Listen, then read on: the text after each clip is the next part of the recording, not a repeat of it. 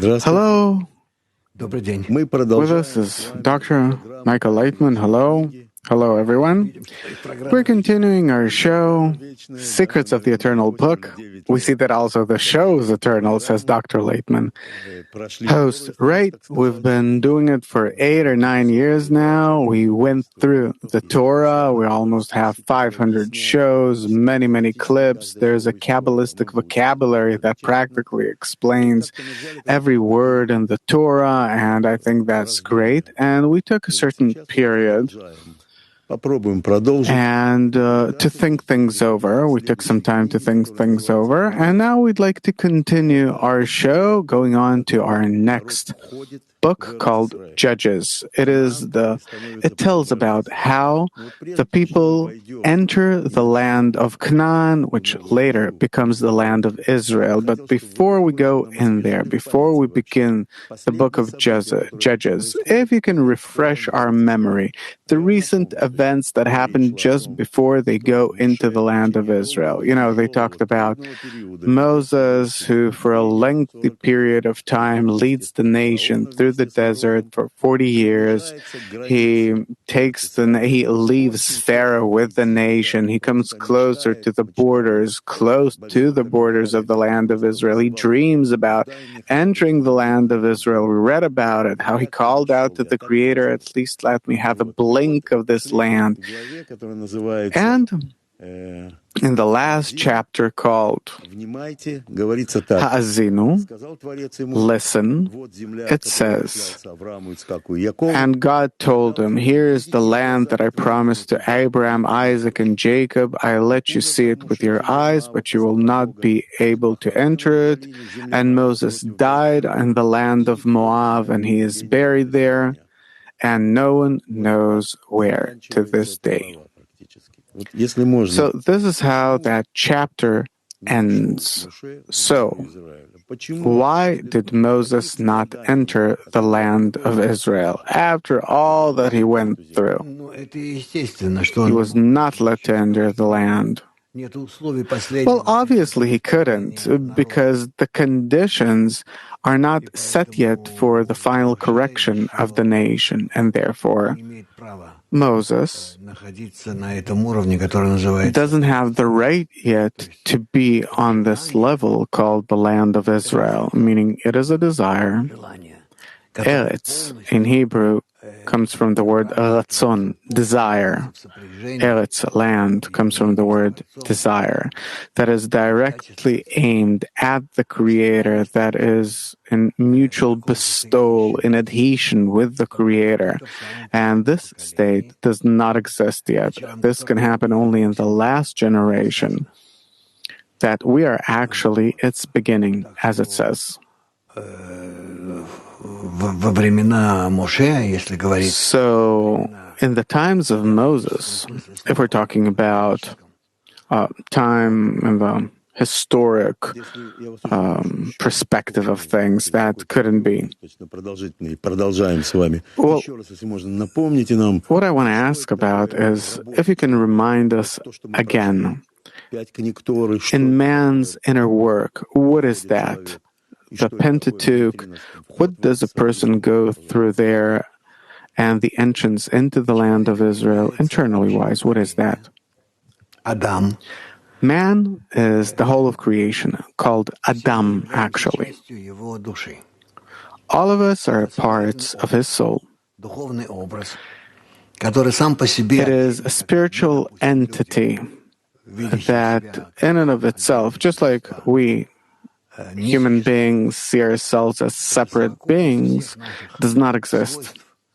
But it is the sum total of all of our qualities, especially the spiritual qualities. Actually, everything that there is in each and every one of us together comprises this spiritual form called Adam. And clearly, from generation to generation, parts of this entity, its particular parts, go through their correction in order to become like the Creator. And when this will be completed and there will be equivalence of form with the Creator, then will come the state of the complete and final correction. And then the Creator fulfills this entity called Adam, this general soul, that will be gathered in this state, let's say from our world and to the highest world, to the highest degree, including all the worlds. And this soul will exist in all the worlds. And obviously, we're not talking in any kind of physical form, but allegorically, it will take up all these worlds, will include the fulfillment of all of these worlds. And this state will be called the end of correction. In Hebrew, Gmar Tikkun. And right now, we're already starting to enter the final state, the final phase of this state. And therefore, our generation is called the last generation. The last generation that corrects this general soul, or that corrects the shattering of this general soul that occurred before us, that lays at the very foundation of our existence as separate beings, separate people, and we internally have to connect between us as one man and one heart, like many millions, thousands, even billions of souls into one soul, into one spiritual structure. And that's it.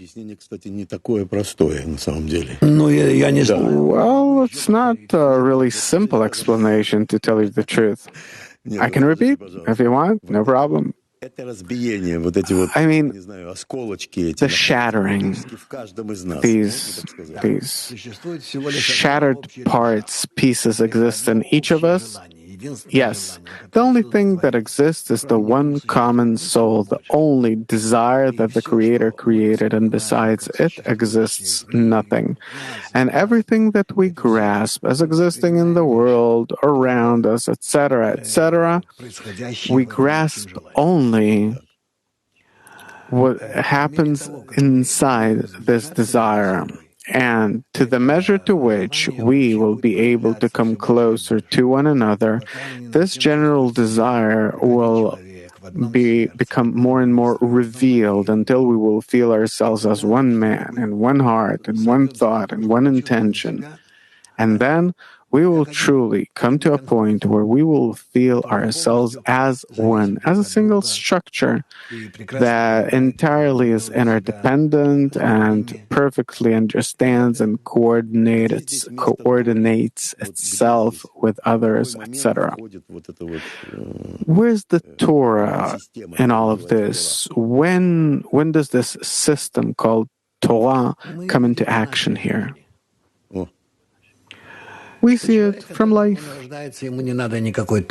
That man, when he's born, he needs no Torah, no instruction, no governance, no nothing. He lives like a little animal, and that's how we develop them. Our little children, that's how we evolve them. Then, gradually, he becomes more and more revealed as an individual entity, personality, character, and we have to relate to him accordingly. As it says, raise your child in his own ways. In Hebrew, it's called chanech lanar al pi darko, raise a youth in his ways. And this is how gradually the correction of this general shattered soul that was shattered to begin with becomes revealed. We're already in the final stage where all the previous 4 stages, we more or less went through them, or they're already ready for the final correction, because actually everything depends on the last phase. And on the last stage, we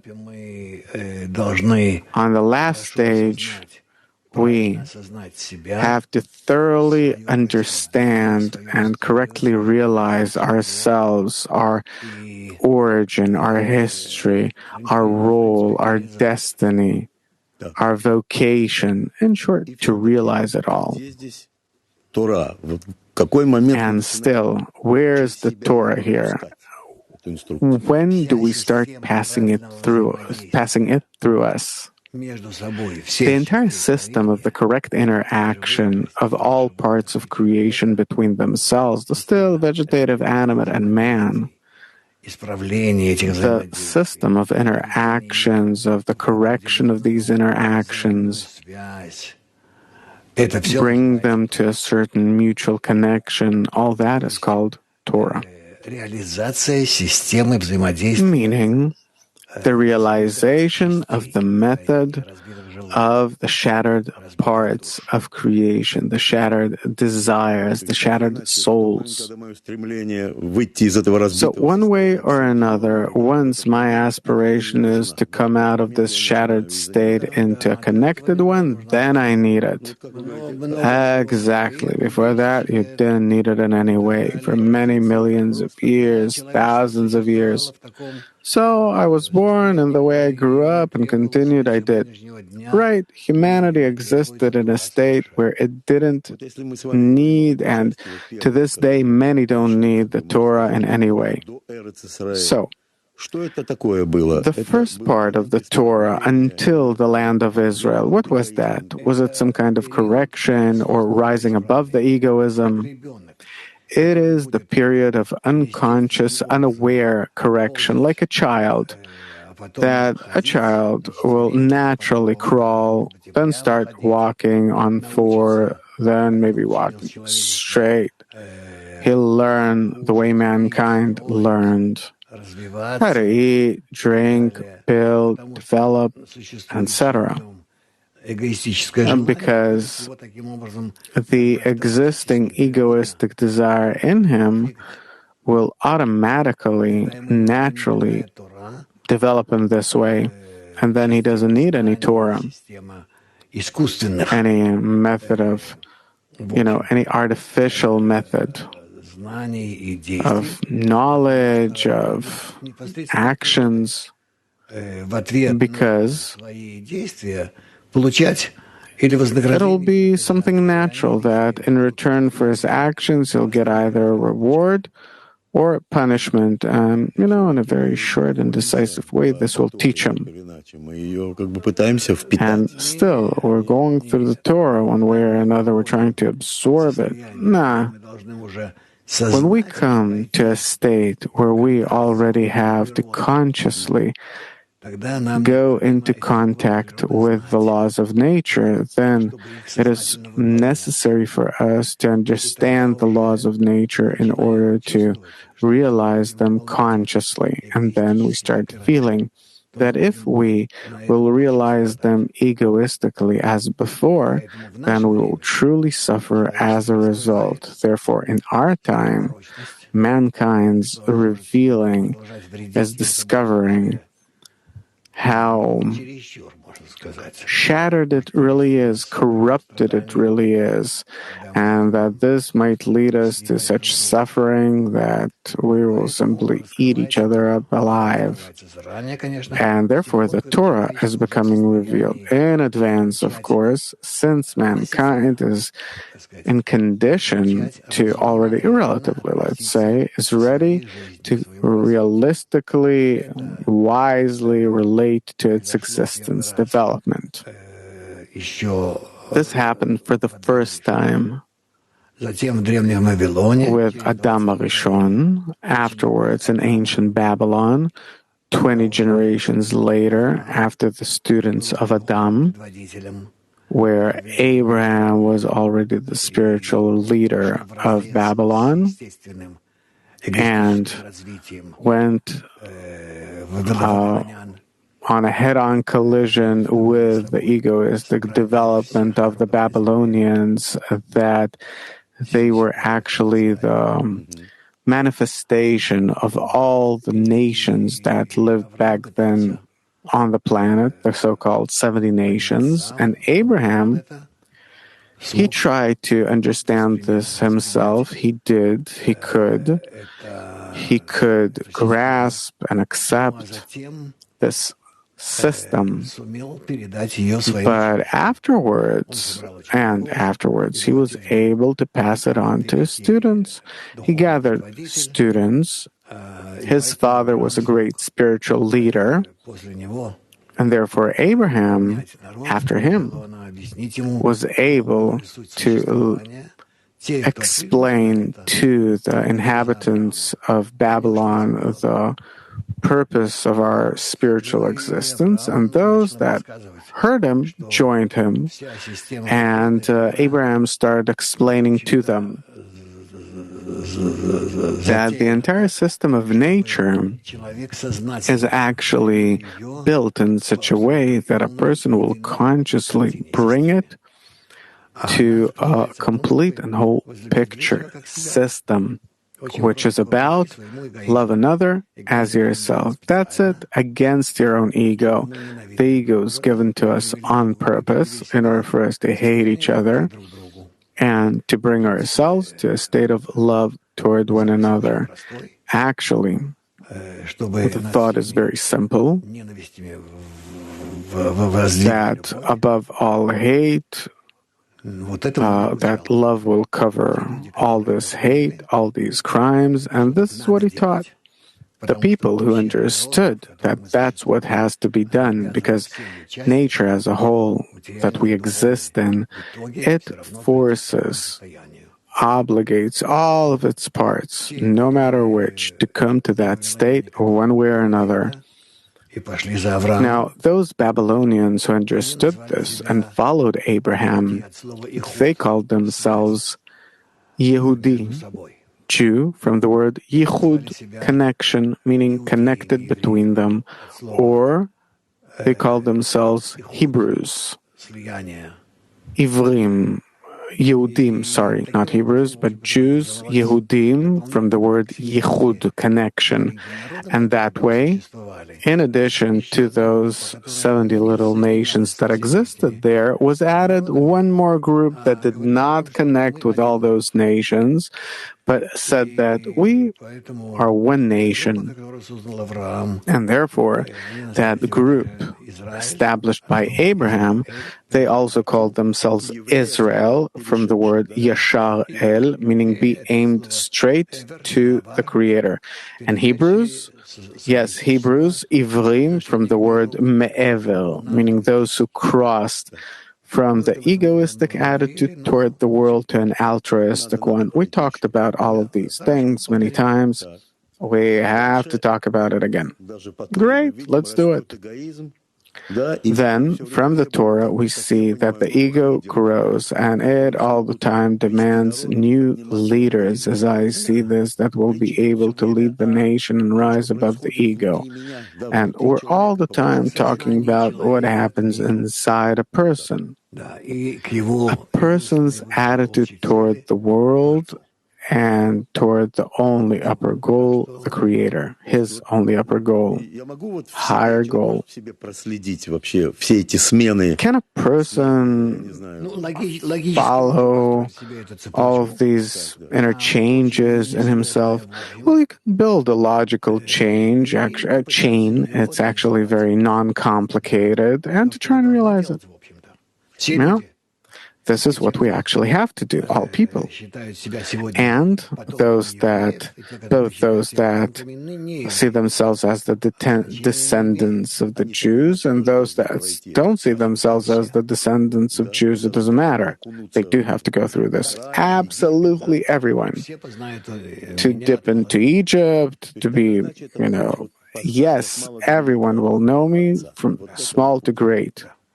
So all shall have to come to know the Creator, and this the path through which they have to go in order to get there. So at first, they go into Egypt, where they get their ego. There's a new leader, Moses, that takes that nation out of Egypt, and gradually that nation advances toward the land of Israel.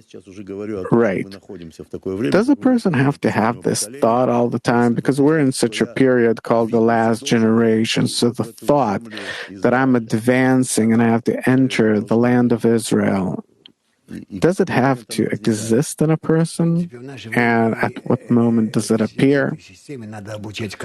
Actually, in our time, each has to be taught about this system, because we're in a period where it depends on each and every one of us whether we are realizing this program in a good way, in a good key, so to speak, or will it come down upon us through bad forces time after time in the form of blows, and we will start, and we are starting to feel it on ourselves more and more, all of mankind. So all mankind will feel the ego that resides in it, that controls it, necessarily. And therefore, it is necessary to disseminate this idea, this method, which actually is the only one that explains to the world about its entire system of existence, of its path, right, its path of development. So this is what we have to know, and we will always see more and more the way this system is working on us, realizing itself, and we, to the measure to which we can, have to help it. Then we will develop in a good and nice way, avoiding all problems. So just to remind our viewers that we invite you to watch our previous shows, go through them. I even had this disc. I made a disc that I used to listen to, these weekly portions that we made. And, I was stunned. I listened to it for the 40th, 50th time. And I have this constant feeling that I am hearing this anew, like I didn't hear it. Yeah, it's such a story. There's a kind of renewal happening inside a person, and something falls, you get a new understanding and another one. Yeah, it's on the background of our world, as of by no means in contradiction to it, but to the contrary, explaining to us what is going on. And so we had Egypt. We had a feeling that they can no longer exist there, that they have these desires of ours that are heading toward the land of Israel, have to get there. Came Moses, the leader. Then they stood around Mount Sinai, received the Torah, meaning they needed an instruction. And only then, by the way, before that, they didn't. Only in that moment, right? Because man's developing like a little child, and for the first years of his existence, life, he doesn't need an instruction, but then we start teaching him. He goes to school, we show him, we tell him different pictures, different explanations, meaning he gradually has to be integrated correctly into society. But there was this demand to give us a system by which, a method, so we won't hate each other so much. But we're talking about a mature nation that went through an enormous amount of suffering, that understood that unless they'll be connected to one another, with each other, then that force that will work on them negatively, because the nation's not connected, and will forcefully divide this force, and it will be in contradiction. It will be revealed in contradiction in each and every one, and everyone will suffer as a result. So they demanded an instruction. Right, in order not to suffer at large. True. And so they're advancing, they get this instruction, all this exists in our shows. There's the 40 years that they wander in the desert until the generation that knew what does it mean to be slaves in Egypt dies out. Right. Not only those that understand that it's not possible to come out from under that slavery, but that it's also necessary and it's good, that serve your ego and everything's gonna be fine. So that generation had to die. Of course, they had to completely reject using their ego for their own benefit, for their sake. So we're advancing toward the last generation right now, and one way or another, this has to somehow work out for us. We have to come to the understanding that there is no other way but to rise above our ego and to connect with one another in a good and nice way. And the awareness of it means that dies that generation that lives according to the egoistic laws. Right, dies meaning that it ceases to realize, to use its ego for their own benefit. That means that they die. Right. So all the killings and deaths, that's only about that. Only. Okay. And gradually there was this interesting story about the spies that came to that land. And they said, the land's great, a land of milk and honey. You have such fruits there. You can't believe it, but we can't go in. There are giants living there that won't let us in. Now, this is an interesting question because we're approaching it. We're approaching the last generation that is going to go in. And so they have approached the land of Israel. This is what we began our show with. And as I said, Moses didn't and can't go in. Creator told him, you can't go in.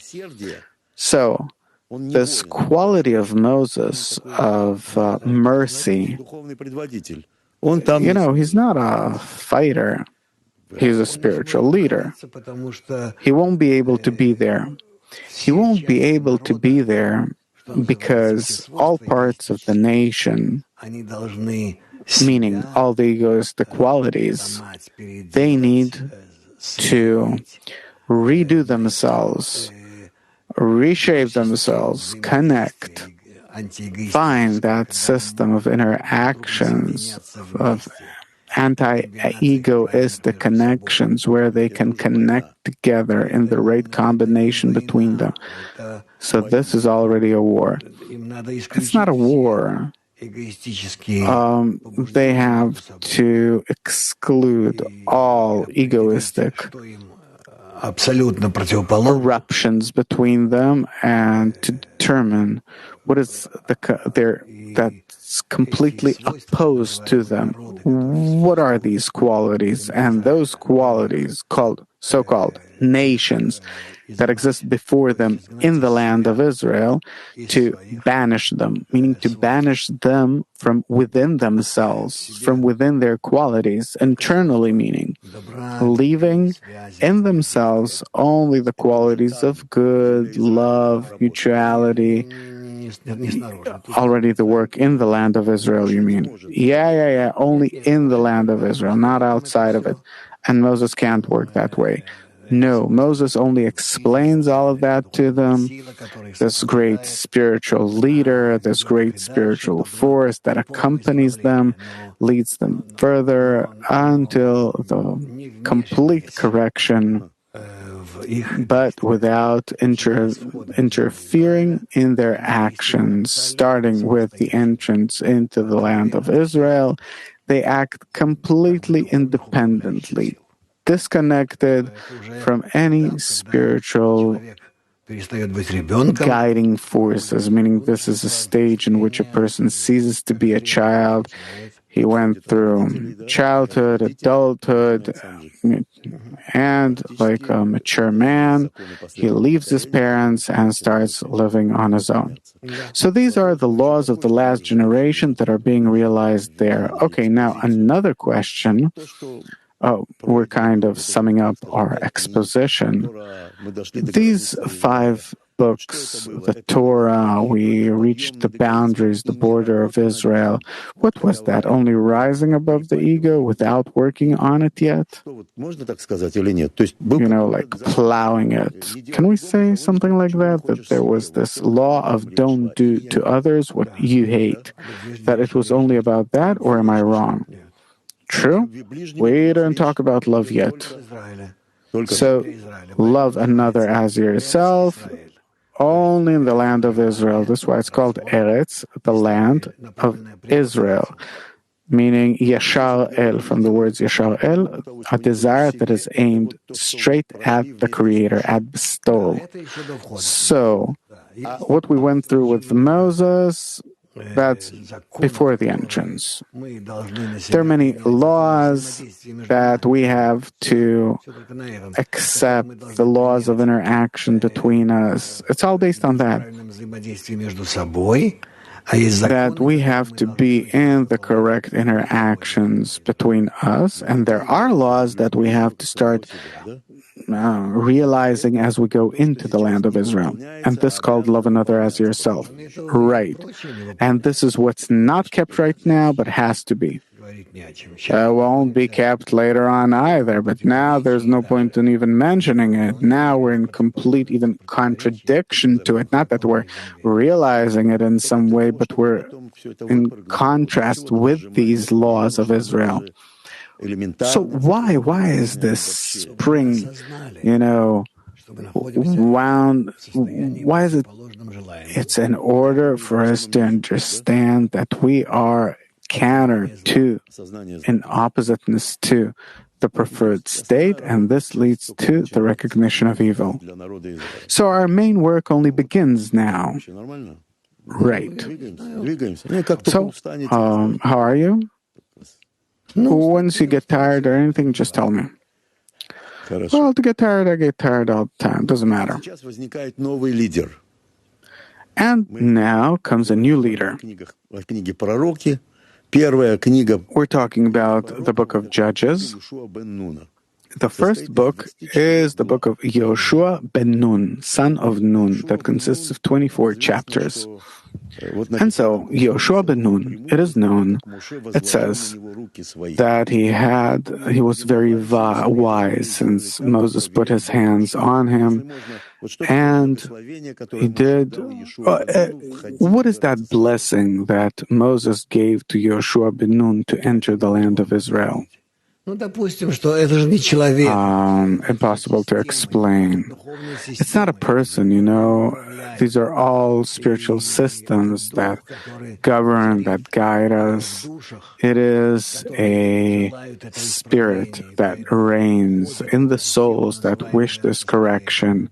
Therefore, they enter this system called the land of Israel. It's not some physical land that they walk in some desert, climb a mountain from the Jordan, the direction of Jerusalem or something. No. But these are interchanges in the souls that understand how do they have to change, correct themselves, overcome all these egoistic obstacles that appear between them. What is a blessing? That's the question. A blessing is the connection between the previous degree and the following one. So, the Moses, this quality of bestowal and love in us, says, I'm connected to you. Go into the land of Israel, or I'll be with you. Right? But if we are really following his path, the path of Moses.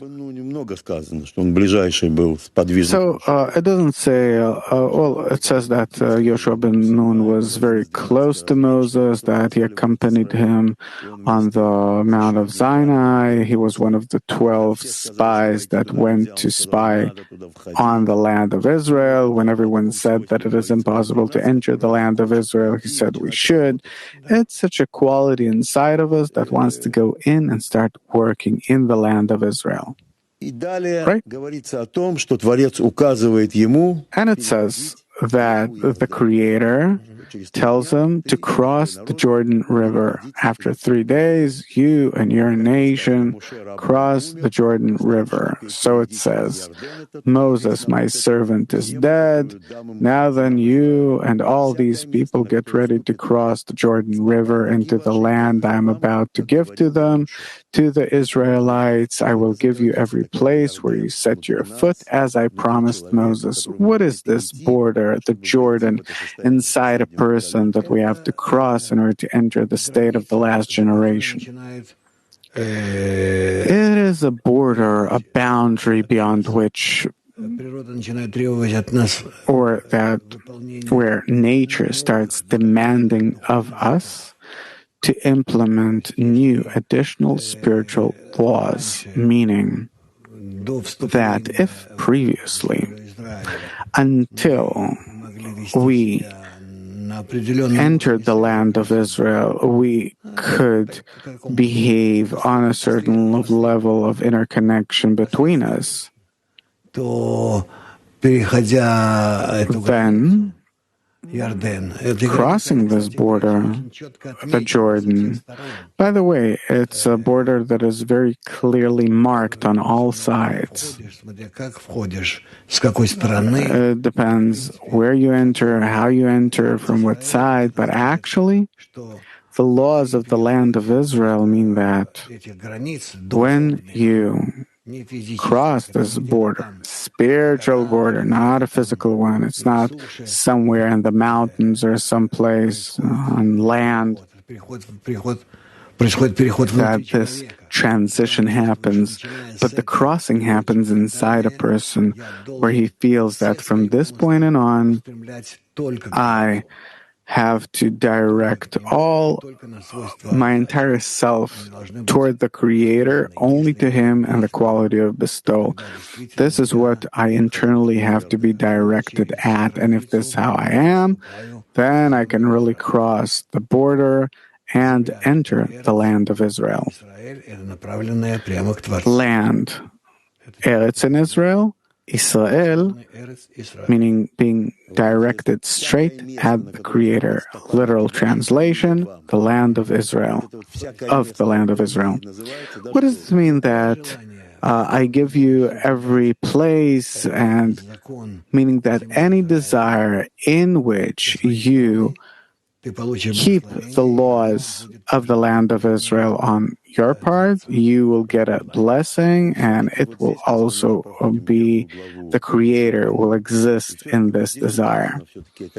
Okay, we're going through the first chapter of Yoshua ben Nun, and, even geographically, we're talking about this, it says about this place, but no, it has nothing to do with geography. It talks about the desert and Lebanon and the land of Hittites and etc., etc. What does it actually mean? Because it talks about a certain place. No. It talks about a spiritual quality in our soul that gradually we have to conquer and correct with the intention for the Creator. Weren't we talking about the entire land, only a part of it? Impossible. Only gradually. But still gradually. In the good meaning of the word. The love, connection, brotherhood, this was something that encompassed the entire planet, the entire world. And the entire world will become the land of Israel. Yes. But it starts with that small participation, so to speak, in us, readiness. And then it says, the Creator says that no one will stand before you. Just keep the Torah. This is what he tells them in this chapter. He says, do not turn from it, from the Torah, to the right or the left, that you may be successful wherever you go. Keep this book of the law always on your lips. Meditate on it day and night, so that you may be careful to do everything written in it. Then you will be prosperous and successful. What does it mean? Actually, very simple, meaning all the desires, all the laws that are revealed in you, before you, all those conditions set on the still vegetative and animate level, and especially between people, that are revealed regularly in these, that appear regularly in these relationships in terms of time, space, if you direct them only at being connected between them,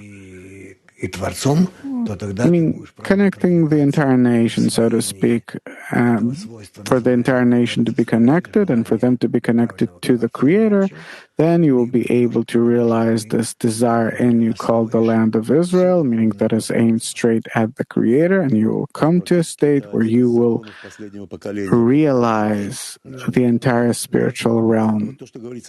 So this is how the last generation has to start living, and that it says that don't turn from it to the right or the left. Well, that's obvious. It is the way to keep this law, to implement it. There are 3 lines, there are many conditions. And that it says that the book of Torah will, as it says, that keep this book of the law always on your lips, meditate on it day and night. It means that a person has to implement the laws of Torah upon himself in such a way, meaning the connection of all parts of creation and connecting himself to them and all that to the Creator, so that all the time, more and more, to develop unity between everyone and the Creator. Many times I heard you say that the book of Torah, that, it should always keep it on your lips, etc., etc. What is the Torah? Because Torah, even about the book, it says Torah. What is that? It is the inner law of all the worlds, all of creation. And this law is to connect with everyone in complete bestowal, mutual support, up to the point of love, and to that measure we will feel that this is the state that we're in with the Creator, the upper force. And this is actually what the entire history that we have to go through is about, meaning to connect all of our egoistic desires in love. We need to act in such a way that we will come closer to one another, to find a very clear system of interconnection, of adhesion with one another, by which we'll create the conditions for the Creator, the quality of bestowal and love, that He can be revealed among us and exist, that we will be able to exist in such a way that our entire interaction will be only based on the laws, on these laws. That's the main law. It is the law of the spiritual world, and we have to implement it on ourselves. And we are the complete opposite of this law right now. So we have to gradually correct ourselves in order to achieve this complete connection between us.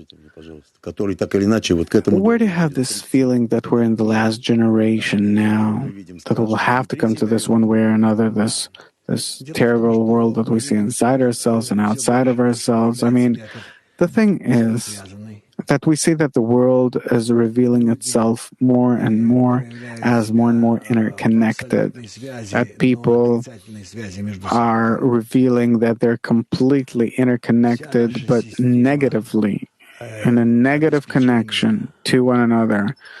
Our entire system that provides for us is based only on our connection. We'll have to reveal it. We already see that's how it is, but we'll have to discover it even more. And these are the signs of the last generation. Yes, and also that we have developed so much technologically, military-wise, that without the correct, in terms of weapons and everything, that without the correct guidance, we won't be able to make it. We'll plunge into a world war, which is something that Kabbalah predicts, that if we don't govern ourselves correctly, that we might plunge into a world war. And one way or another, we will have to go through our development and come to the need of clear interaction up to the point of love between us and become like the Creator. In our time, this is starting to be very clearly realized. Humanity is so interconnected between itself that we will have to begin our correction. And if not, then we will suffer, and this will take many more years.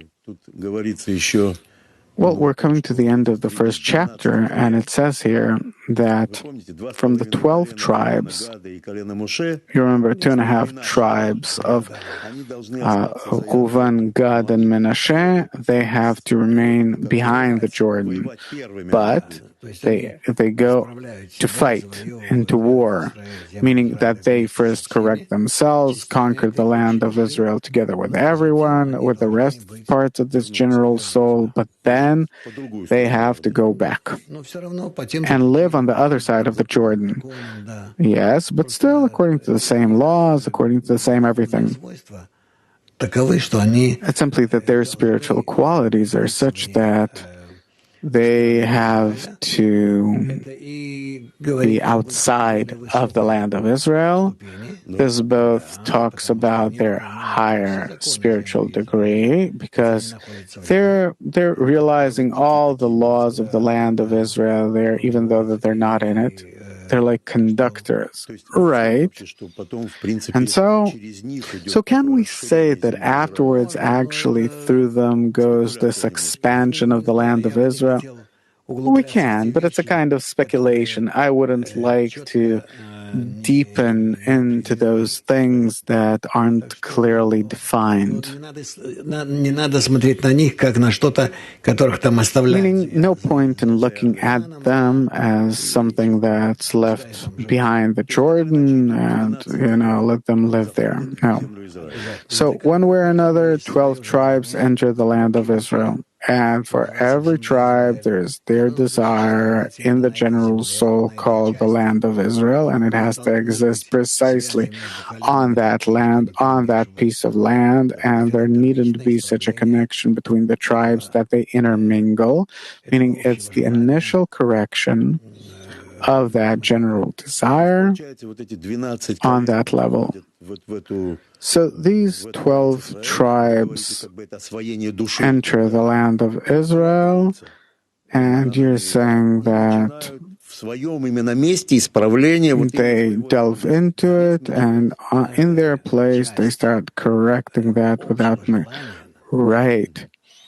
Every part of the general desire begins to feel itself as existing in that general desire as an independent part of how should it correct itself, and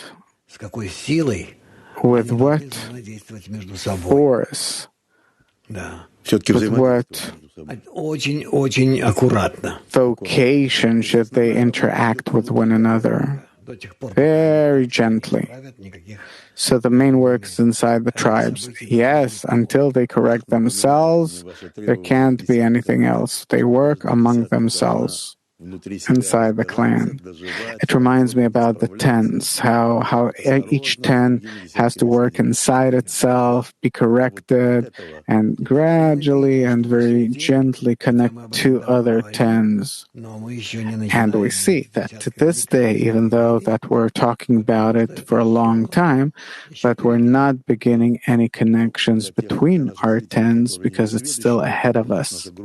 So for our viewers that Just to explain that our group, our Kabbalist group, is divided into tens. Each has his own 10. Each works in his own 10. That is the gist of his work. And a person really aspires to come out to connect with other tens, but Dr. Laitman's keeping us from doing it. It's not me who's keeping you from doing it. I'd happily break through. The thing is that our natural spiritual development does not allow us to do it yet. And when will you understand that we can do it and will give us, a go? I think we'll feel it in our tens as the future realization of the land of Israel in us will feel when the time will come. So it says, just as we fully obeyed Moses, so we will obey you. Only may the Lord your God be with you as he was with Moses. Whoever rebels against your word and does not obey it, whatever you may command them will be put to death. Only be strong and courageous. This is how the first chapter of Yoshua ends. I have two short questions about this. It says, may your God be with you the way he was with Moses. They are demanding of Yoshua to be the right conductor between the Creator and them. But they're looking at him all the time. They're saying about him, we will follow you if God will be with you the way he was with Moses. That's the condition. I don't even know what is there to add, but this is what he has to feel. That they force them to complete connection with the Creator, such that he will be a conductor. So he doesn't say that the Creator is with us, but that he will be with you. And they told Moses more than once that we will be here on the side, but you talk to God. In short, there has to be kind of sum total of them all that comes in the form of Moses or Joshua, and only this way can they be in contact with the upper force. And then it says that whoever rebels against your word and does not obey it, they will be put to death, meaning this is in relation to each and every person, that he who will disconnect himself from the connection to the Creator through that system called Yoshua dies spiritually. Dies spiritually, meaning he detaches himself from connection to the Creator. So it doesn't mean that he's killed or something slayed. No. It doesn't talk about any physical kind of death or physical people in any way, anywhere. It speaks only of spiritual forces. So we're practically finishing, but meaning he will be excluded from the advancement of the nations. Again, it's a desire that you can't use. Right. It is being excluded from the system of correction, and it will be corrected after everyone. And it ends with only be strong and courageous, these words, because they all have to designate to this general aspiration toward the Creator called Yoshua. They all have to give him the direction, the strength, the sharpness for him to really be able to hold on to the Creator and be the absolute mediator between them. So, the way all these desires of the people of Israel, the way they're oriented, it's not only that they're oriented, they create this form. If not for them, he couldn't exist. Okay, thank you very much. We're gradually advancing toward the laws of the last generation. And maybe, Gradually, we'll go over these laws. I have to repeat all of this. Thank you very much. Till next time.